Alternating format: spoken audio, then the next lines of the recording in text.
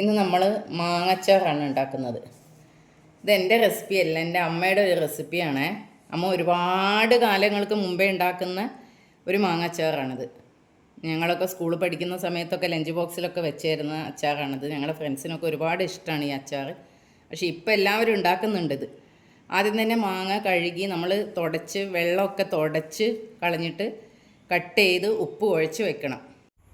ഈ മാങ്ങയിലെ വെള്ളമൊക്കെ ടവലെടുത്ത് തുടച്ച് മാറ്റി മാങ്ങ ഞാൻ കുറച്ച് വലുപ്പത്തിലാണ് കട്ട് ചെയ്യുന്നത്. അപ്പോൾ വലുപ്പത്തിൽ കട്ട് ചെയ്താൽ എന്താണെന്ന് വെച്ചാൽ നമ്മളിപ്പോൾ ഒരു സ്പൂണിൽ എടുക്കുമ്പോൾ ഒരു സ്പൂണിൽ ഒരു പീസ് കിട്ടുന്ന രീതിയിൽ അങ്ങനെയാണ് ഞാൻ കട്ട് ചെയ്യുന്നത്. നിങ്ങൾക്ക് നിങ്ങളുടെ ഇഷ്ടം പോലെ ചെറുതാക്കിയിട്ട് കുറേ കുഞ്ഞു കുഞ്ഞു പീസാണ് ഇഷ്ടമെങ്കിൽ അങ്ങനെ ചെയ്യാം. അപ്പോൾ ഓരോരുത്തരുടെ ഇഷ്ടം പോലെ ചെയ്യാം.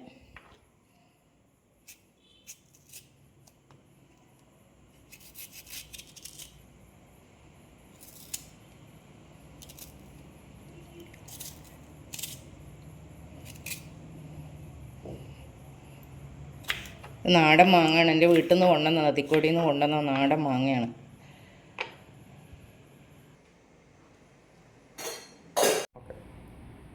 അത് ഗ്യാസിലേക്ക് പാത്രം വെച്ച് 2 സ്പൂണ് കടുകും 2 സ്പൂണ് ഉലുവയും കൂടെ വറുത്തെടുക്കണം.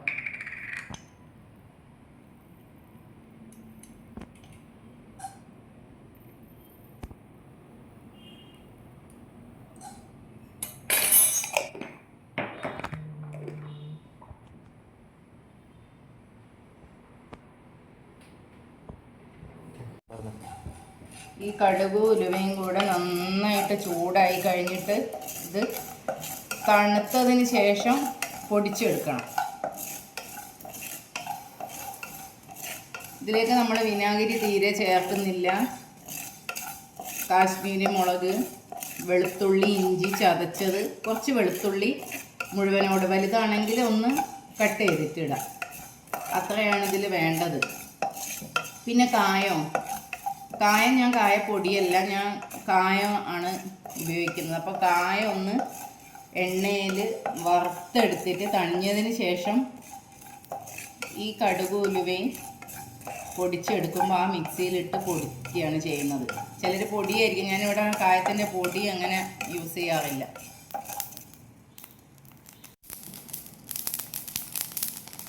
ഇത് പൊട്ടിക്കഴിയുമ്പോൾ ഇത് ഓഫ് ചെയ്യാം.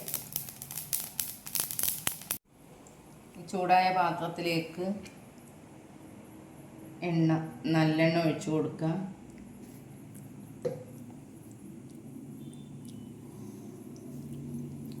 ഈ എണ്ണയിൽ തന്നെ നമ്മൾ മുളകും ഇതൊക്കെ മൂപ്പിച്ചെടുത്താൽ മതി. ഇതിപ്പോൾ ഞാൻ ഈ എണ്ണ ഒഴിച്ചത് എനിക്ക് കായം ഒന്ന് ചൂടാക്കി എടുക്കാൻ. ഈ എണ്ണയിൽ വറുത്ത് കഴിഞ്ഞാൽ കായം പെട്ടെന്ന് കൈ കൊണ്ട് പൊടിച്ചാൽ തന്നെ പൊടിയും. കായം ഞാൻ കായത്തിൻ്റെ പൊടി യൂസ് ചെയ്യാത്തതുകൊണ്ട് ഈ കായം ഒന്ന് ഈ എണ്ണയിലൊന്ന് ചൂടാക്കി എടുക്കാൻ വേണ്ടിയിട്ടാണ്. അപ്പോൾ ഈ ചൂടായ കായം ഇത് ചൂടായി വരുമ്പോൾ ഇതിൻ്റെ കളറ് കണ്ടോ?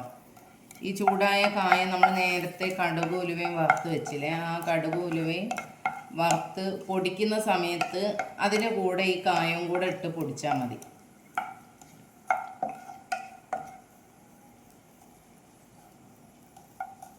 ഇത് കണ്ടോ, ഇതിൻ്റെ ഈ ടെക്സ്ചർ തന്നെ മാറും. കണ്ടില്ലേ?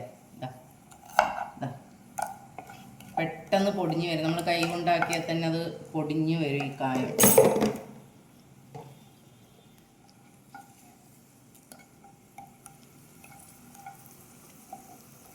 കായത്തിൻ്റെ ആ ഒരു കളറൊക്കെ മാറിക്കണ്ടോ?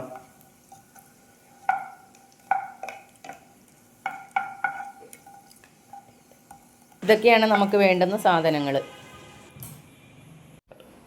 ഇത് ചൂടായ പാനിലേക്ക് നല്ലെണ്ണ ഒഴിച്ച്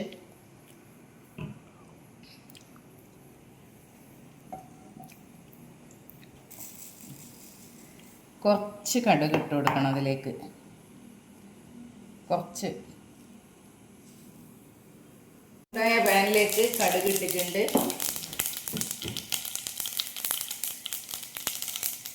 ഇതാ പച്ചമുളക്, കറിവേപ്പില,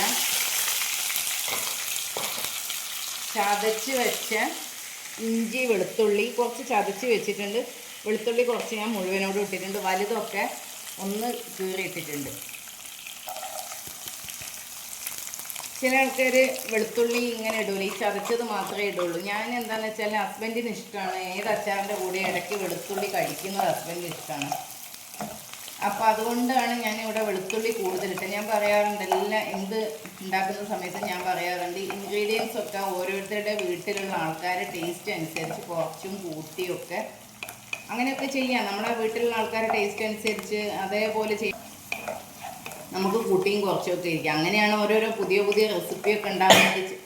ചെറിയ ചില വ്യത്യാസങ്ങൾ ഈ ഇൻഗ്രീഡിയൻസിൽ ചെറിയ ചില മാറ്റങ്ങൾ വരും.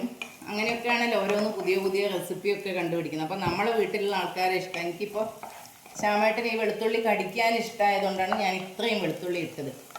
ഇനിയിപ്പോൾ എല്ലാവരും കമൻറ്റ് ചെയ്യണ്ട, ഇത്രയും വെളുത്തുള്ളി വേണ്ട മാങ്ങച്ചാറിൽ നിന്ന്. ബാക്കി നമ്മൾ അച്ചാർ വെക്കുമ്പോൾ അങ്ങ് അലിഞ്ഞോളുമല്ല. ഇതിലേക്ക് സോഫ് ചെയ്തതിന് ശേഷമാണ് മുളക് പൊടി ഇടേണ്ടത്, അല്ലാതെ മുളക് കരിഞ്ഞു പോകും. എന്നിട്ട് മുളകും മാങ്ങയും കൂടെ മിക്സ് ചെയ്തതിന് ശേഷം ഗ്യാസ് ഓൺ ചെയ്യുക, മെല്ലെ ഒന്ന് തിളപ്പിച്ചിടും. ഇതെപ്പോഴും ലോ ഫ്ലെയിമിലാക്കി ചെയ്യണം. നിങ്ങളുടെ വീട്ടിലുള്ള ആൾക്കാർക്ക് എരിവ് കൂടുതൽ വേണമെന്നുണ്ടെങ്കിൽ പകുതി കാശ്മീർ മുളകും പകുതി നമ്മൾ സാധാരണ മുളക് പൊടി എടുത്തോ. ഞാനിവിടെ എരിവ് ആർക്കും വേണ്ടാത്തതുകൊണ്ട് എല്ലാത്തിനും കാശ്മീർ മുളക് തന്നെയാണ്. അപ്പോൾ അത് തന്നെയാണ്. പിന്നെ കാശ്മീർ മുളക് ഇട്ട് കഴിയുമ്പോൾ നല്ല കളറുണ്ടാവും. പിന്നെ പച്ചമുളക് ഇട്ടിട്ടുണ്ടല്ലോ, അപ്പോൾ കുറച്ച് എരിവ് എന്തായാലും ഉണ്ടാവും. എന്നിട്ട് അതിലേക്ക് നമ്മൾ പൊടിച്ച് വെച്ച ഉലുവയും കടുകും കായും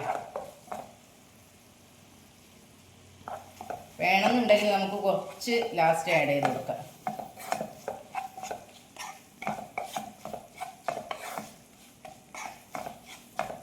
എന്നിട്ട് അതിലേക്ക് ഉപ്പ് കുഴച്ച് വെച്ച മാങ്ങ, ഞാൻ കുറച്ച് പഴുത്ത മാങ്ങ എടുത്തിട്ടുണ്ട്, 3-4 പച്ച മാങ്ങ എടുത്തിട്ടുണ്ട്. പഴുത്തതായാലും നല്ല ടേസ്റ്റ് ഉണ്ട്. ഈ അച്ചാറിന് 1 സ്പൂണ് പഞ്ചസാര ഇടും. അപ്പോൾ നമുക്ക് ഈ പഴുത്ത മാങ്ങയാകുമ്പോൾ ആ ഒരു ഇത് വേണ്ട, എന്നാലും ഒരു നുള്ള് നമുക്ക് ഇടാം. പക്ഷെ നല്ല ടേസ്റ്റാണ്. പഴുത്തത് ടേസ്റ്റ് ഉണ്ടാവില്ല എന്ന് വിചാരിക്കേണ്ട.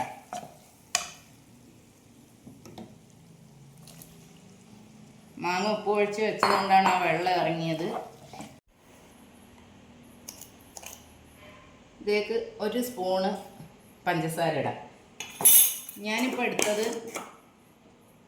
5 മാങ്ങ, അത്യാവശ്യം വലിയ മാങ്ങ, 2 സ്പൂണ് ഉലുവ, 2 സ്പൂണ് കടുക്, ചെറിയ സ്പൂണാണ് എൻ്റേത്.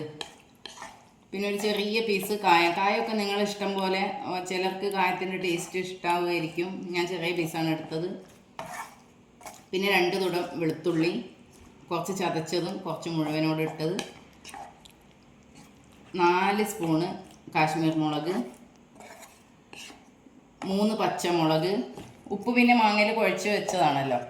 മാങ്ങയിൽ ഉപ്പ് കുഴച്ച് വെച്ചാൽ ആ വെള്ളം ഉണ്ടാവും മാങ്ങയിൽ. ഇതിൽ തന്നെ നിങ്ങൾക്ക് വിനാഗിരി വേണമെന്നുണ്ടെങ്കിൽ കുറച്ച് വിനാഗിരി ഇതിലൊഴിക്കുക. പക്ഷേ ഇത് വിനാഗിരി ഇല്ലാത്ത അച്ചാറാണ്. പക്ഷേ നിങ്ങൾക്ക് നിങ്ങളുടെ ടേസ്റ്റിന് വേണം. പിന്നെ മാങ്ങ പുളി ഉള്ളത് കൊണ്ട് ശരിക്കും മാങ്ങയിൽ വിനാഗിരി വേണ്ടെന്നാണ് എൻ്റെ ഒരു അഭിപ്രായം. നിങ്ങളുടെ ഇഷ്ടം പോലെ അച്ചാറൊക്കെ ഇവിടെ സെറ്റായി വന്നിട്ടുണ്ട്.